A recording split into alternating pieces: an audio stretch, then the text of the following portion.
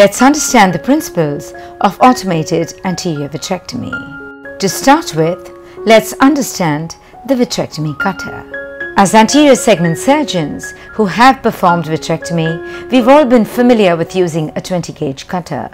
Let's now try and understand what is the importance of shifting to a 23-gauge cutter. As you can see, both the cutters are exactly of the same length. The one on the left is a 20-gauge cutter, the one on the right is the narrower, tinier 23-gauge cutter.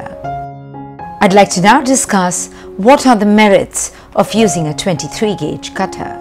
Now here's what you need to understand. The 23-gauge cutter has got a tinier port size and has got a narrow lumen. Now, when we increase the cut rate significantly, this tinier port remains open for a much shorter period of time. Both of this results in us eventually cutting tinier blobs of vitreous. This, coupled with the fact that we've got a narrower lumen, the aspiration is even more controlled. All of these factors eventually result in reducing the traction at the vitreous base. By virtue of being a tinier instrument, it has an enhanced maneuverability and therefore has an increased level of safety against damage of the anterior capsular rim or the pupil. Most phaco machines today are compatible with the use of a 23-gauge vitrectomy cutter. Let's now look at the coaxial vitrectomy cutters. I'd like to show you the use of this via an example. In this following case, you'll see how the surgeon accidentally, with the help of a ball dialer, creates a large zonular dialysis. He continues with the phacoemulsification without introducing a CTR. The nucleus management seems to be going quite well. However, towards the end of nucleus management, you can see the prolapsed strand of vitreous coming out via the zonular dialysis. The surgeon now introduces a CTR with a hand-on-hand maneuver, as you can see, and then proceeds with a coaxial irrigation aspiration. Following the completion of the irrigation aspiration, the IOL is inserted within the capsular bag. The excessive viscoelastic is now being removed, and notice here how that prolapsed strand of vitreous is caught in the aspiration probe. This prolapsed vitreous strand, in this case, is addressed with a coaxial anterior vitrectomy. The coaxial vitrectomy cutter is a large bulky steel cutter wherein the irrigation and aspiration happen via the same instrument. It requires a 2.8 mm incision for its introduction. Let's now look at the role of scissors for performing an anterior vitrectomy. Now in this case, while the surgeon was about to emulsify the last fragment, he notices an inferior zonular dialysis. In order to settle it, a CTR was introduced with a hand-on-hand maneuver. Following this, the surgeon noticed a peaking of the pupil at the 10 o'clock position, which was found to be a strand of vitreous. Watch how, with the help of a curved, long, sharp varnish, one is able to successfully cut this strand of vitreous. I think it's important to keep at hand in our OT armamentarium always a pair of an angled varnish scissors which is sharp, sterile and ready to use. This is because just in case there is a vitreous loss and either you don't have a vitrectomy unit or your vitrectomy unit suddenly decides to not come on a particular day. In this particular case, the vitreous stand was successfully cut and we had a nice round pupil. Having said that, using a scissors to perform an anterior vitrectomy is not always going to be enough. Let's look at this case. Following the insertion of the IOL, I noticed a peaking of the pupil at 2 o'clock. An iris sweep revealed the presence of vitreous. The prolapsed vitreous was held and cut at the limbus. The subsequent injection of intracameral pilocarpine revealed that there was still peaking of the pupil, suggesting there was vitreous.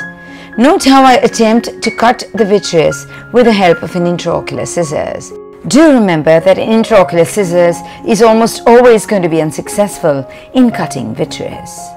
We then proceed to delineating the vitreous by injecting triamcinolone acetonide, which would then reveal the extent of vitreous herniation. I then perform an anterior vitrectomy. We first cut the vitreous at the incisions, as you could see, and then proceed to cut the vitreous that is prolapsed from within the eye. Note how the infusion is first introduced on the left side and the vitrector from the opposite side. Accessing the vitreous from the side opposite the area of the prolapse aids in its more efficient removal. The cutting of the vitreous should always take place at the plane of the pupil. And notice, at the end of an efficient vitrectomy, you have no residual vitreous in the anterior chamber and around pupil. Let's now move to the next case. Here's a patient who presented one day after surgery with the appearance of a prolapsed vitreous in the anterior chamber. 4 mg in 0.1 ml of non-preserved triamcinolone acetonide is injected into the anterior chamber. Following its washing out of the anterior chamber, it reveals the presence of disturbed vitreous. I prefer to use viscoelastic to create space prior to performing the vitrectomy. Now, in order to gain access to the vitreous in the area of the pupillary plane, sometimes it's beneficial to fixate and turn the eye to the opposite side to allow for ease of maneuverability of the instruments. Let's now understand the importance of using new cutters. The off-label reuse of anterior vitrectomy cutters following their ETO sterilization comes with its own limitations. These cutters get blunt and are ineffective in cutting the vitreous efficiently. This may result, on the other hand, with excessive handling and excessive traction to the vitreous base. Therefore, it's wise to use a new cutter each time you need to perform an anterior vitrectomy. As mentioned earlier, the vitreous strand needs to be cut in the plane of the pupil, not midway in the anterior chamber or closer to the incision. Let's now look at how we manage the cortex that is displaced into the anterior vitreous. Now, sometimes you do come across cortex that is displaced in the posterior segment. We should never chase this cortex because you're likely to create significant damage and traction to the vitreous base. Having said that, should the cortex rise to come up to the area of the IOL, it can be easily cleared with the cut IA mode of the vitrectomy cutter placed just behind the IOL. Let's now move to the next case. Now, in this case, there was a large PCR noticed at the end of nucleus management. It's a good practice to inject triamcinolone acetonide at the point where you notice that there is a PCR, because this would enable you to evaluate what is the extent of vitreous disturbance and strategize how you're going to go about the anterior vitrectomy. The cutting mode of the vitrector is the cut IA mode, wherein we use a cut rate of 1200 to 1500 to even 2000 cuts per minute and a vacuum no more than 150 millimeters of mercury. At the outset, the vitreous that's prolapsed out of the incisions is first cut. With the bimanual vitrectomy, the source of irrigation is introduced into the eye first, followed by the introduction of the cutter. Now, always remember that the vitreous tends to prolapse towards the path of least resistance, which is the incisions. We now move to cutting those strands. Do note how the cutter tip is always facing the surgeon. This aids us to know exactly what's going on and exactly what we are cutting. We proceed to cutting all the vitreous that is prolapsed in the plane of the pupil. We then proceed to clearing the vitreous at the level of the PCR itself. Do note that at all times the infusion is always above the level of the pupil. This position is maintained with a view of preventing excessive hydration and further prolapse of more vitreous into the anterior chamber. Always remain mindful to not accidentally cut the anterior capsular edge or the pupil. And always refrain from working at a plane deeper to this, never attempting to chase and cut the cortex or any fragments that might be displaced into the mid-vitreous. The next mode is the IA cut mode, which we use for cortex removal. The settings for this mode are an aspiration of 250 or so millimeters of mercury with a cut rate down to about 400 cuts per minute. In the IA cut mode of the vitrectomy, we primarily use the aspiration mode of the cutter to aspirate the cortex. In this case, I'm using a 23 gauge cutter to aspirate this thickened epinucleus. Note how I need a little bit of cutting at the end of pulling on the cortex and drawing it in order to successfully aspirate it. As opposed to the cut IA mode that we use to cut the vitreous, in this IA cut mode, increasing the vacuum to 250 to 300 millimeters of mercury, something that we actually use during bimanual irrigation aspiration, enables us to perform an efficient removal of the cortex. You need to always ensure, however, that there is no shallowing of the anterior chamber. In case this does occur, it's important to then either increase the bottle height or reduce the vacuum. Let's look at another case of a very soft polar cataract that had a very early onset PCR and how we use the IA cut mode to remove this soft nucleus. Note how a PCR occurs almost instantaneously after introducing the phaco probe into the eye. A viscofluid exchange is performed, and now you will watch how a very limited anterior vitrectomy is performed in the area of the PCR, and then how the IA cut mode is used to aspirate the entire nuclear epinuclear cortical sheet. During this step, it is the nucleus and the epinucleus that is being removed.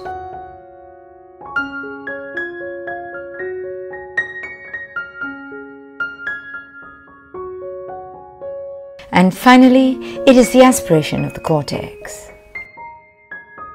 Let's now understand the importance of performing a viscofluid exchange. In this patient with a posterior polar cataract, towards the end of nucleus management, a large elliptical opening is seen in the posterior capsule. Since there doesn't seem to be a vitreous disturbance, the restal epinucleus is aspirated in the epinucleus mode. In order to prevent any vitreous herniation, we need to maintain the anterior chamber. Therefore, at this point we must refrain from withdrawing the phaco probe, but instead performing a viscofluid exchange prior to its removal. Let's now look at the importance of triamcinolone acetonide in anterior vitrectomy. The correct dose is 4 milligrams of triamcinolone acetonide in 0.1 ml of water for injection. This is further diluted once or twice to give you a very acceptable concentration of triamcinolone acetonide introduced into the anterior chamber. It should be injected very gently into the anterior chamber. By virtue of sticking to the vitreous, it perfectly delineates it. This in turn facilitates the complete removal of the disturbed vitreous. Let's now watch the anterior vitrectomy procedure performed in this case. Whilst injecting triamcinolone acetonide into the anterior chamber, it's important to inject it gently, as I've already mentioned, and inject only a small amount of it. We want to stain the vitreous in the anterior chamber, not stain all the vitreous which is also there in the posterior segment. This is because whilst performing the anterior vitrectomy, if a large amount of the trichord has gone into the posterior segment, we tend to keep cutting despite having appropriately completed your vitrectomy, because there seems to be the stained trichord in the anterior vitreous which keeps coming towards the board. Following the successful completion of the anterior vitrectomy in this case, the vitrectomy probe is withdrawn, a viscofluid exchange performed, and you can note how the opening in the posterior capsule in this patient with the polar cataract has regained its natural orientation. In conclusion, I'd like to now just define what should we consider the endpoint of a successful anterior vitrectomy. 1. The vitreous strands are cut and aspirated, followed by the removal of the residual tags of vitreous from the anterior chamber, and finally a round pupil. With this, I come to the end of my presentation on the principles of anterior vitrectomy. I do hope that you found this video tutorial useful. Thank you.